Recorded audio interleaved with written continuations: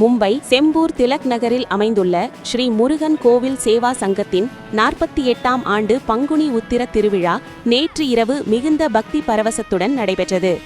விழாவின் சிகர நிகழ்ச்சியான தேர் பவனி நேற்று இரவு 8 மணி அளவில் தொடங்கிய நிலையில் இதில் பல்லாயிரக்கணக்கான பக்தர்கள் கலந்து கொண்டு சாமி தரிசனம் செய்தனர்.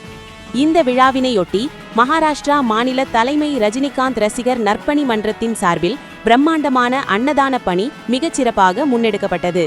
கடந்த ஆண்டை போலவே இந்த ஆண்டும் மாநில தலைவர் டாக்டர் எஸ்.கே. தளபதி ஆதிமூலம் அவர்களின் தலைமையில் தேர்பவனியில் கலந்து கொண்ட ஆயிரக்கணக்கான பொதுமக்களுக்கு உணவுகள் வழங்கப்பட்டன. இந்த தொண்டு நிகழ்வில் கோவில் செயலாயர் சாத்தனூர் ஆர். சக்திவேல் மற்றும் தலைமை நிர்வாகி சேகர் நல்லன் ஆகியோர் முன்னிலை வகிக்க, நிர்வாகிகள் ஆர். ராஜா, டி. வரதன், எல்லம்மாள் ராஜி உள்ளிட்ட பலரும் ஒருங்கிணைப்பு பணிகளை மேற்கொண்டனர்.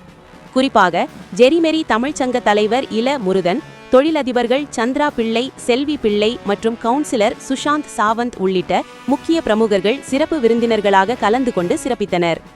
இரவு முழுவதும் இடைவிடாது நடைபெற்ற இந்த தேர்பவனியில் ரஜினிகாந்த் ரசிகர் மன்றத்தினர் சீருடை அணிந்து நேர்த்தியாக அன்னதானம் வழங்கியது அங்கிருந்த பக்தர்களிடையே பெரும் வரவேற்பை பெற்றது.